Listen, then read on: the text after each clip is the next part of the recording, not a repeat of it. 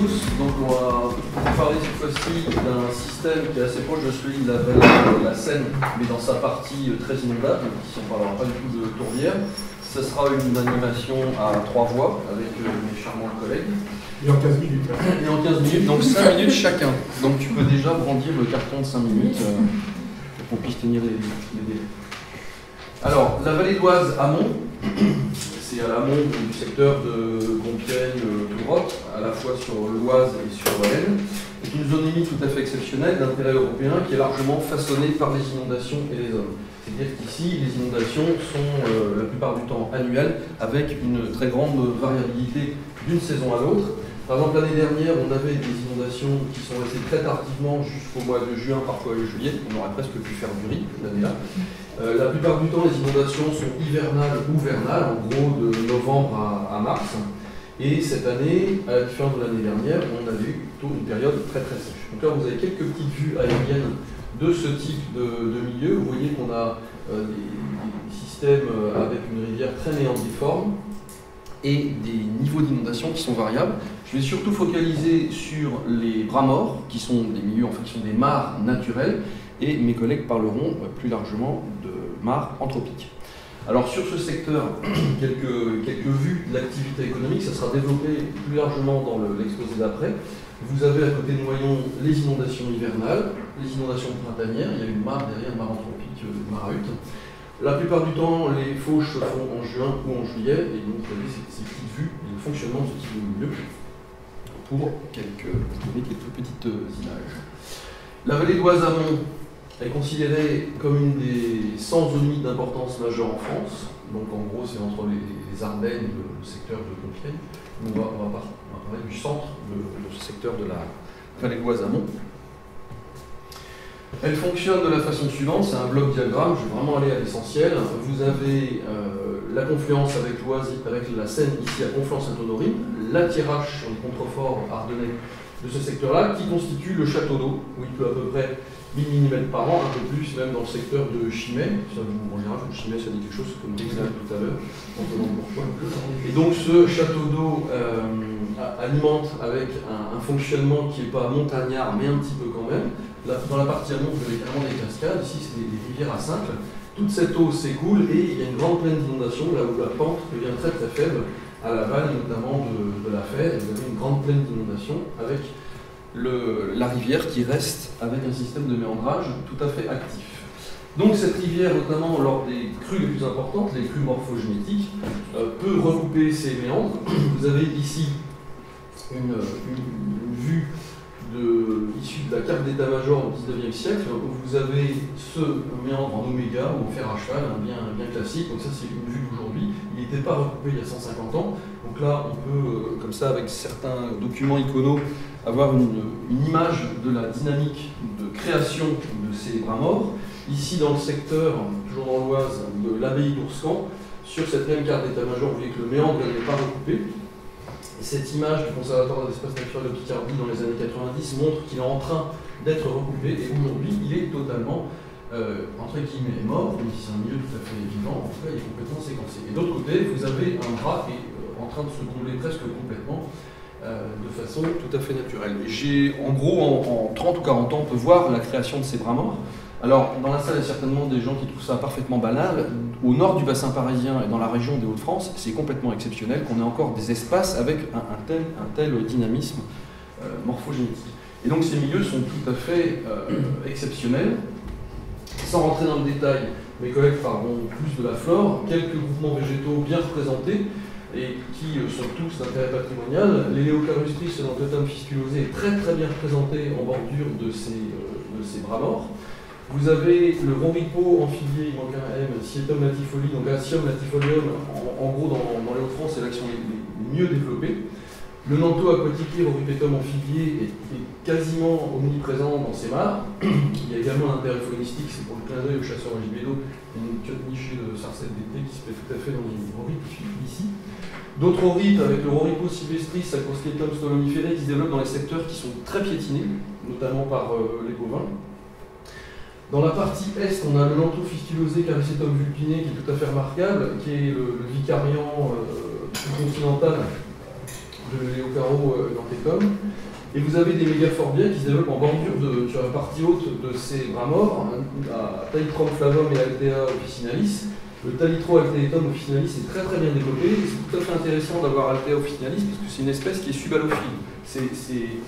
Deux bastions dans la région sont le littoral et la moyenne valdoise, notamment parce que dans les eaux d'inondation de la moyenne valdoise, il y a beaucoup de sels minéraux qui sont issus des lignites, des argiles sparnaciennes du bassin versant.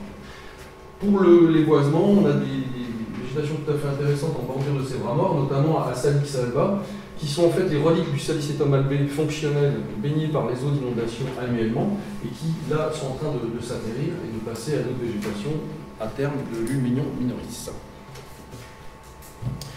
Ce réseau de bras morts est complété, le bras mort d'origine naturelle est complété par des mares d'origine anthropique. Donc on a un réseau de sites, un réseau d'acteurs. Ici, vous avez un bras mort qui est en train de s'assécher. Alors, après réflexion, ce qui saute aux yeux ici, c'est carrément la même chose que les mares temporaires, qui ne sont pas des mares temporaires, du secteur de Rivesaltes ou du Djebel Muglis. Là, vous voyez que c'est des milieux qui s'assèchent complètement en été. Donc, Romain, il met ses bottes 2 mois dans l'année. Nous, c'est 2 mois dans l'année où on n'a pas besoin de bottes. Une autre différence, c'est qu'au niveau esthétique, c'est des milieux absolument magnifiques. C'est comme des friches grillées en été, donc c'est quand même. Alors, je blague. Au niveau du jeu d'acteurs, ici, c'est une réunion avec le NEMAF et des pêches et l'entente oisienne de lutte contre les inondations. C'est sur le bras mort qui a été qui s'est déconnecté à Ourscan pour un aménagement de Frayère à Brochet. Là, vous avez une mare à hutte créée par les chasseurs, une mare de pâture créée par les éleveurs, et puis une mare créée et gérée par le Seine-Picardie. Donc, on a des bras morts naturels et un réseau de mares anthropiques avec différents gestionnaires qui travaillent le plus possible en bonne intelligence, ce que Marie-Hélène va nous présenter pour le Seine-Picardie. Donc, le Conservatoire d'espace naturel de Picardie intervient en moyenne valdoise. Donc je vais vous faire rapide, hein, mais en gros on a environ 450 hectares, alors pour la plupart du temps en propriété ou bois amphithéotique, ce qui est aussi important, parce qu'on va voir par la suite, ça nous permet d'intervenir directement, notamment pour la création de mares. Donc on est dans un site Natura 2000 ou à minima dans la ZICO quand on est en fait sur l'amont du secteur. Donc voilà, comme présenté rapidement, de la commune de Maillot dans l'Aisne jusqu'au Chouourscan dans l'Oise. Le Chouourscan se rapproche des portes de Compiègne. Donc avec, comme on l'a dit, nombreux bras morts, fossés et mares. Donc quelques autres illustrations. Alors, ça c'est un bras mort qui est encore en eau très fréquemment et plusieurs mois dans l'année sur la commune de Manican. Sur cette même commune, alors pareil, en fait une confluence de fossés dans un secteur très humide. Pour la petite anecdote, sur lequel on a recreusé légèrement pour créer une mare à cette confluence qui puisse rester en eau un peu plus longtemps que les fossés eux-mêmes. Voilà un autre exemple d'une mare. Bon là le talus est artificiel sur le côté, date aussi a priori d'une ancienne petite voie ferrée qui était présente. Donc sur le secteur de Quercy à Pilly, et puis une autre mare en contexte pâturé sur la commune de Chiroscan. Donc on a un peu plus de 40 mares en gestion directe, donc sur l'ensemble de la vallée, donc réparties sur les sites conservatoires, avec quand même une prédominance en fait sur ce secteur ici, entre Manican, Varennes-Babeuf. On va le voir plus tard, notamment sur les données d'espèces patrimoniales sur les mares, on est vraiment dans le secteur le plus hygrophile de la vallée. Donc ça c'est pour illustrer un petit peu le type d'intervention qu'on peut avoir sur le conservatoire.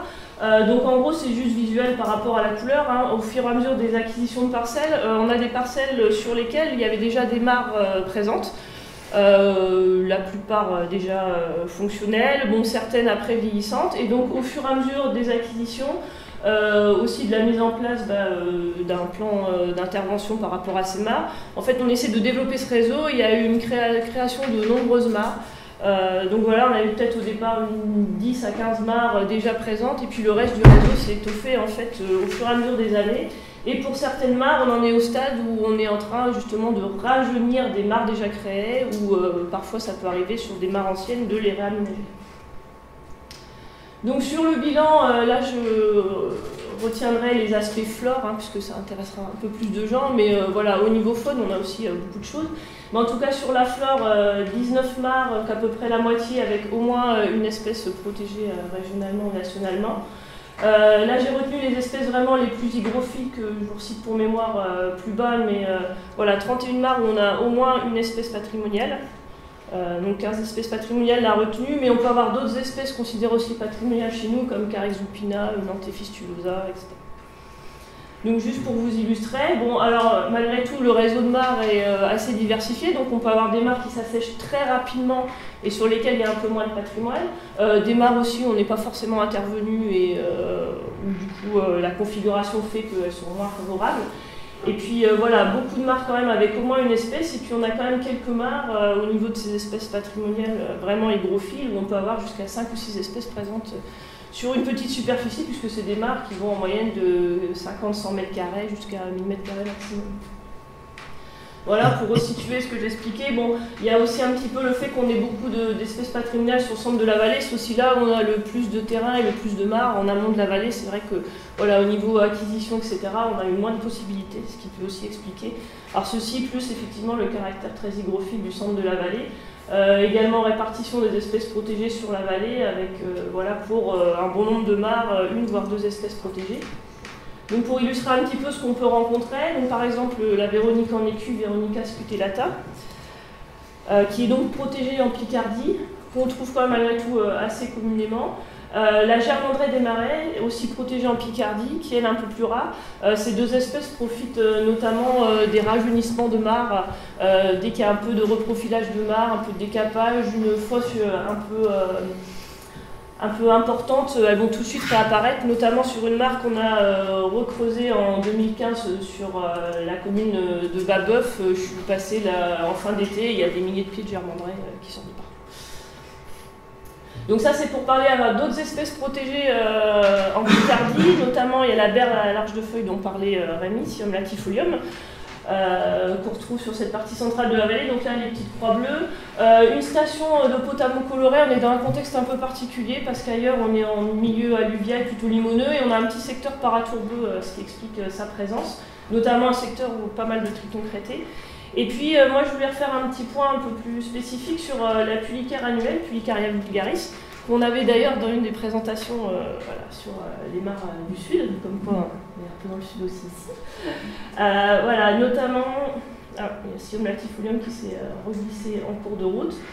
Voilà, donc sur une des mares notamment qui a été recreusée, donc le fameux potamo coloré. Et voilà, donc les actions par rapport à la pulicaire annuelle. Donc en MVO, c'est un peu particulier, elle est présente essentiellement dans les chemins inondables, où sa situation est un peu précaire, parce que entre les problèmes d'usage des chemins, de remblaiement avec divers matériaux, enfin je vous en passe des meilleurs, vous imaginez, et le fait qu'elles soient en très petits effectifs, et voilà. Donc l'idée, on travaille justement avec le conservatoire botanique, notamment avec Émeric Waterloo, pour essayer de la sortir des chemins et de favoriser son déploiement au niveau de mares prairiales. C'est une situation dans laquelle elle peut être observée notamment en Angleterre. Et donc l'idée c'est aussi de se servir un peu du réseau de parcelles pour créer des mares, voire des petites dépressions, puisqu'on a vu que sur des mares qui avaient été rajeunies, on a pu voir fugacement l'espèce réapparaître avec plusieurs centaines de pieds. Donc par exemple c'est une dépression à pulicaire, on va dire, qui a été créée donc, fin 2015. Donc par exemple, ce qu'on montrait c'est que début mai, elle commençait à s'assécher, ce qui est assez normal, et puis l'année dernière, pouf, inondation tout le mois de juin. Donc elle a été en eau tout le mois de juin, voire début juillet, et puis bon, ça, 10 août, c'est la situation à peu près normale. Avec en fait 3 pieds de pulicaire qui étaient apparus, et pourquoi? Pour la petite histoire, parce que en fait, la station principale de pulicaire dans la vallée, elle est juste à côté, en marge à droite sur le chemin. Donc l'idée, c'est tout simplement d'essayer de situer des mares à proximité des stations encore existantes dans les chemins, dans des parcelles sur lesquelles on est propriétaire, ce qui est plus facile pour des renforcements via des graines pour le conservatoire botanique. Donc voilà, à proximité des stations encore actuelles. Donc en l'occurrence, on a eu des mares creusées, secteur de Quersy, où il y en a encore pas mal. Une mare creusée en 2009-2008 avec l'apparition de pulicaire. Le chemin qui est là, en 2016, la mare, on a vu quelques pieds. L'idée, c'est de refaire la même chose sur Manican. Où deux mares sont en train d'être creusées d'ailleurs à cette période cette année, et puis une mare en 2018, sachant que le chemin favorable est ici. Après, il reste à travailler avec le conservatoire botanique sur l'aspect renforcement à base de graines. Voilà. Donc je passe la parole à Morgane qui fait le complément avec une mare de chasse. Voilà, qui va aller très vite. Je vais essayer. Donc moi je vais vous présenter en fait globalement la raison pour laquelle la Fédération des chasseurs de l'Oise, puisque je suis chargée de mission zone humide à la Fédération, intervient sur la moyenne vallée de l'Oise. En fait on a lancé en 2016, donc c'est tout récent, un projet en partenariat notamment avec l'agence de l'eau Seine-Normandie, puisqu'on a une convention avec eux, qui vise en fait à plusieurs choses, notamment à permettre une approche plus complète des territoires en incluant en fait des propriétés chassées, zones humides en fait, avec le volontariat des propriétaires. J'insiste bien là-dessus, on ne travaille qu'avec des propriétaires volontaires et on travaille en moyenne vallée de l'Oise parce qu'en fait c'est un des bastions de la chasse au gibier d'eau dans le département de l'Oise. Donc on n'est pas sur toute la vallée, comme vous ont présenté Marie-Hélène et Rémi juste avant, on n'est que sur la partie qui est dans le département de l'Oise. Le but c'est également de favoriser les bonnes pratiques de gestion, parce que je rejoins totalement ce que disait Raphaël tout à l'heure, bien souvent c'est un manque d'information qui entraîne une mauvaise gestion et pas une mauvaise volonté. Et puis on rédige du coup des plans de gestion pour permettre aux propriétaires d'avoir des informations sur une gestion raisonnée de leur site, de mettre en valeur le rôle de gestionnaire qu'ils assurent sur leur marque, puisque je vais vous présenter quelques résultats des inventaires qu'on mène dessus et qui montrent qu'une gestion synergétique elle est parfaitement compatible avec une gestion conservatoire quand elle est raisonnée. Et à plus long terme de permettre un état des lieux de la surface des zones humides chassées du département de l'Oise et de la façon dont elles sont gérées. Globalement, je vous disais que la vallée était un bastion de la chasse au gibier d'eau dans le département. Donc en fait, toutes les étoiles que vous voyez là, ce sont des mares associées à des huttes, donc qui sont des installations qui permettent la chasse de nuit au gibier d'eau. En vert, vous avez les mares qui sont d'ores et déjà rentrées dans le projet et qui ont fait l'objet d'inventaire. En jaune, c'est ce qui sont en liste d'attente, c'est-à-dire que les propriétaires veulent rentrer dans le projet, mais on n'a pas encore eu l'occasion de faire d'inventaire dessus. Et en rouge, celles qui pour l'instant n'ont pas manifesté d'intérêt pour le projet, mais on voit quand même que ça forme un réseau de mares assez important et les propriétaires s'engagent assez volontiers dans la démarche. Donc on attend aussi cet effet tache d'huile en fait, pour pouvoir avoir au fur et à mesure un maximum de propriétaires avec nous. Au niveau de la flore, si ça veut bien. Donc là, je vous ai remis en fait les mares sur lesquelles il y a eu des inventaires et on a trouvé de la flore ou des végétations patrimoniales. On se rend assez vite compte que c'est la quasi-totalité. En fait, il y en a juste une qui est vraiment en état de dégradation. Et au niveau des espèces, on va retrouver ce dont Marie-Hélène vous parlait tout à l'heure, Veronica scutellata, Chiam latifolium, Utricularia vulgaris australis, Teucrium scordium qui est là-bas, Inula britannica qui est aussi une des espèces emblématiques de la vallée. Donc on a 22 espèces patrimoniales, dont 15 qui sont rares et exceptionnelles en Picardie. C'est quand même un résultat assez sympathique. Et au niveau des végétations, on a notamment les herbiers du Caretea fragilis qui ont un intérêt aussi en termes synégétiques, puisque c'est une nourriture très très appréciée par les anatidés. Et le roripo amphibié Sietum latifoli, qui est présent sur plusieurs mares également. Donc on a au niveau végétal un intérêt patrimonial sur ces mares-là qui sont gérées à des fins synégétiques, mais qui du coup permettent aussi l'expression de ces espèces et de ces végétations. Et là, je vais sortir un petit peu de la flore, puisque on essaye en fait, nous, d'avoir une approche vraiment la plus globale possible des milieux pour pouvoir prendre le maximum d'enjeux en compte dans nos plans de gestion. Donc, on fait également des inventaires odonates. Donc là, c'est les mares où on a contacté des espèces patrimoniales. Il faut savoir que cette année n'était pas très favorable aux odonates. Donc, on a sur certaines mares, notamment celles qui sont en blanc là-bas, sûrement une sous-estimation de la présence de ces espèces. On a donc en 2 ans pu contacter 26 espèces sur la 60aine qu'on a en Picardie, sur les mares sur lesquelles on travaille, dont 5 espèces rares et exceptionnelles que vous avez ici, et 3 espèces qui sont en reproduction avérée sur les sites, l'espèce Drias qui est là, l'espèce Sponza et l'espèce Barbarus. Et on a une espèce protégée au niveau national, Leucorinia pectoralis, donc la leucorine agrothorax. Et on va passer rapidement aussi sur les amphibiens, puisque avec le Conservatoire d'espaces naturels, on a mené cette année des inventaires qui visaient à trouver en fait une espèce en particulier, qui est le triton crété. Et ces inventaires de cette année nous ont permis de mettre à jour donc 3 nouveaux sites de présence en fait de l'espèce.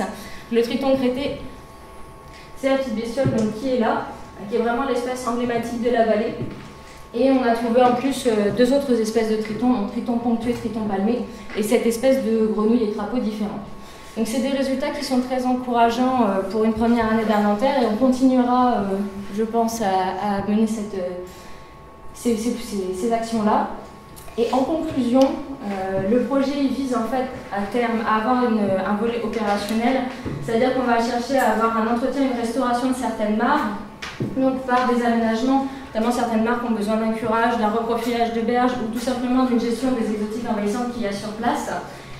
Et ça, en fait, on le fait en partenariat avec pas mal d'acteurs du territoire, que ce soit le CBNBL, le CENP, la Fédération de pêche, et d'autres acteurs un petit peu plus institutionnels comme l'AFB ou la DDT.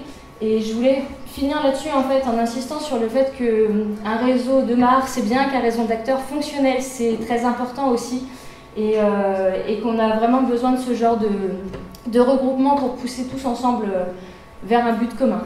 Voilà. Je vous remercie de votre attention.